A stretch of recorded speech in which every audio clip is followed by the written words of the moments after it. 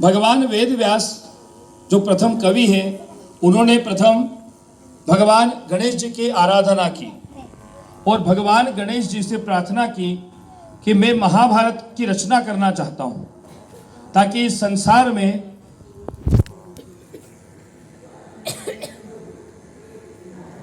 संसार में लोगों को सत्य का ज्ञान हो, किस प्रकार से जीवन को जीना चाहिए, किस प्रकार के आचरण करना चाहिए, इसका ज्ञान हो। इसलिए मैं महाभारत काव्य की रचना करना चाहता हूं।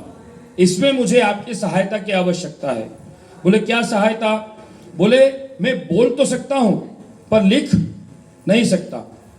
मेरे अंदर उतनी क्षमता नहीं है कि मैं इतना बड़ा ग्रंथ लिख दूं। तो आपसे निवेदन है कि आप लिखें। भगवान गणेश जी ने कहा कि मेरी एक शर्त है। क्या शर्त?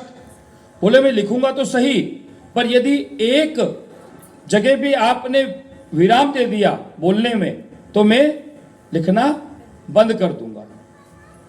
गणेश जी ने जब ऐसा वेद व्यास जी से कहा तो वेद व्यास जी ने हाँ कर लिया। बोले ठीक है। अब वेद व्यास जी भी गुरु ठहरे। जहां उनको रुकना रहता था वहां ऐसा संस्कृत का शब्द बोलते कि गणेश जी उसका अर्थ पूछने में लग जाते थे। जैसे आजकल के बच्चे क्या करते हैं, बिना अर्थ पढ़े रट्टा मारते हैं।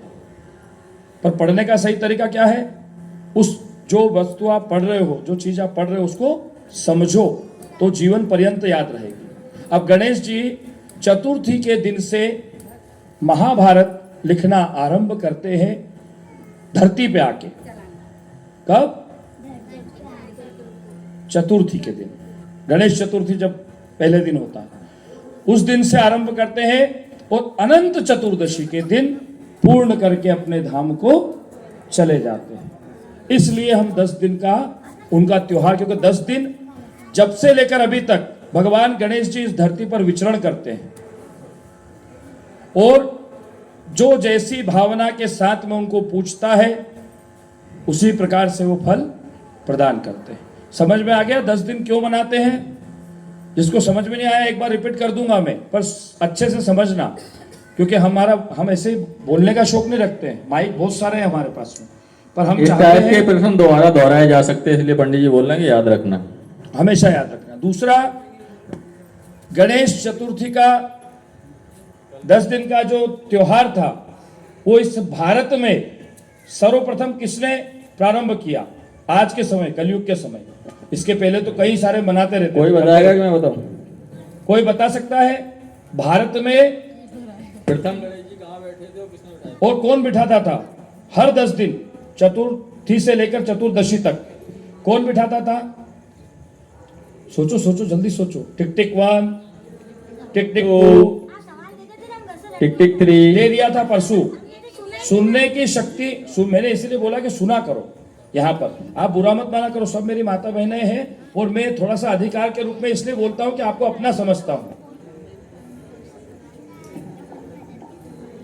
गूगल गूगल गूगल नहीं पता? जीजाबाई का नाम सुना है आपने? जीजाबाई का नाम सुना है? कौन है बताओ? हाँ, जीजाबाई कौन थी? महाराष्ट्र की थी। चलो इतना थोड़ा बहुत सही बताया, पर कौन थी? है किनकी? जय हो। जय श्री गणेश। जय श्री गणेश। जीजाबाई शिवाजी महाराज की माता जी थी। कौन थी? शिक्षक उन बैठे हैं यार। मैं बड़ा आश्चर्य होता है कि कम से कम शिक्षकों को तो ये चीज रटी रटाई होनी चाहिए, क्योंकि ये तो क्लास में भी आता ही है। जीजाबाई, ये पिछली बार बता चुका हूं मैं। जीजाबाई प्रति वर्ष चतुर्थी से लेकर अनंत चतुर्दशी तक अपने घर में भगवान गणेश जी, अब जो मैं दूसरी बात पर आ रहा हूं कि मैं बच्चों को जो शिक्षा देते हो ना आप, वो शिक्षा जीवन पर्यंत काम आती है।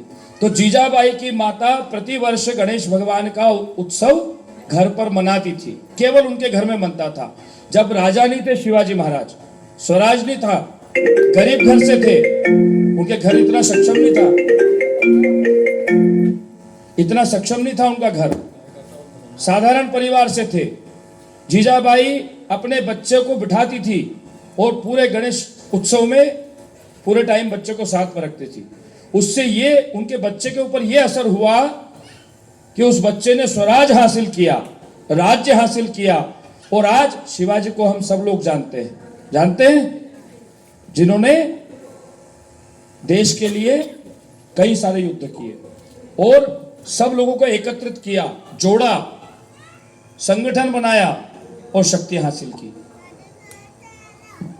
फिर बाद में जब शिवाजी ने स्वराज हासिल किया तो स्वराज हासिल करने के बाद पुनः उन्होंने ढिंढोरा पिटवाया कि पूरे महाराष्ट्र में सब जगह चतुर्थी से लेकर अनंत चतुर्दशी तक भगवान गणेश जी का उत्सव मनाया जाएगा।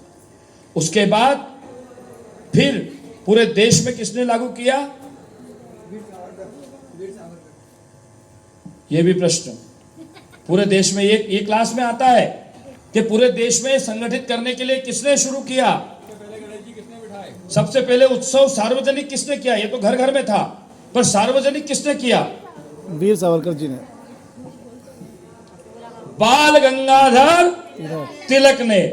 नाम सबके रटे हुए पर मुंह से निकलता नहीं है। बाल गंगाधर तिलक ने जब अंग्रेजों का शासन था तो उन्होंने उत्सव, जो मैं हमेशा सब लोगों से कहता हूं कि मंदिर में प्रतिदिन आरती के समय जाया करो, शाम के समय, उससे क्या समाज संगठित होता है, विचार एक होते हैं। तो आस पड़ोसी में थोड़े थोड़े टकराव रहता है ना,